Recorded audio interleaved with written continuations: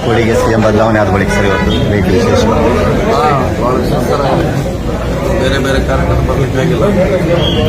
ಅದಕ್ಕೆ ಮುಂಚೆ ಥರ ಯಥಾಸ್ಥಿತಿ ಪ್ರವಾಸ ಪ್ರವಾಹ ಬಂದಿತ್ತು, ಅದನ್ನು ಕೂಡ ನೋಡಲಿಕ್ಕೆ ಜನರ ಸಮಸ್ಯೆ ಏನಿದೆ ಆಲಿಸ್ತೀವಿ, ಪರಿಹಾರ ಮಾಡ್ತೀವಿ.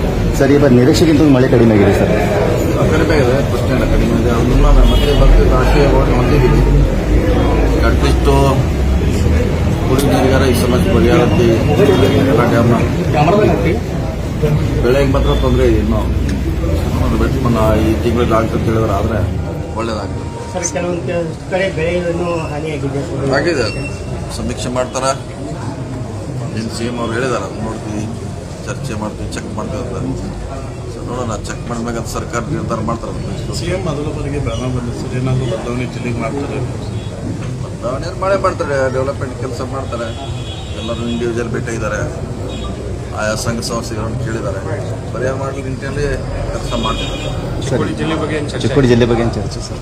ಇಲ್ಲ, ಮಾಡ್ತೀವಿ, ಇನ್ನೂ ಮಾಡಿಲ್ಲ, ಆಗಿದ್ದಾರೆ, ಮಾಡ್ತೀವಿ. ಸರ್ ಡಿ.ಕೆ. ಹರಿಪ್ರಸಾದ್ ಅವರು ಅದು ಹೇಳಿದ್ರು ಸರ್, ಬೆಳಗಾವಿಯಲ್ಲಿ ಆಗಸ್ಟ್ ಸಭೆ ಆದ್ರೆ ಮುಂದೆ ಅನಾಹುತ ಅದು ಆಗುತ್ತೆ ಅಂತ. ಅದು ಗೊತ್ತಿಲ್ಲ, ನನಗೆ ಅದ್ರ ಬಗ್ಗೆ ಗೊತ್ತಿಲ್ಲ. ಸಭೆ ಆಗಿದ್ದು ನಿಜ, ನೋಡೋಣ. ಸರ್ ಗಾನಕ್ಕೆ ಹೋಗಿರಿ ಎಸ್ ಜಾನಕಿ ಏನಿಲ್ಲ ಸರ್, ಸಂತಾಪ ಗಾನಕ್ಕೆ ಹೋಗಿಲ್ಲ ಎಸ್ ಜಾನಕಿ ನಿಧನ ಹೊಂದಿಲ್ಲ. ಅದ್ರ ಬಗ್ಗೆ ಅಂತ ಪ್ರಶ್ನೆ ಇಲ್ಲ. ಅವರೊಬ್ಬ ಒಳ್ಳೆಯ ಗಾಯಕರು,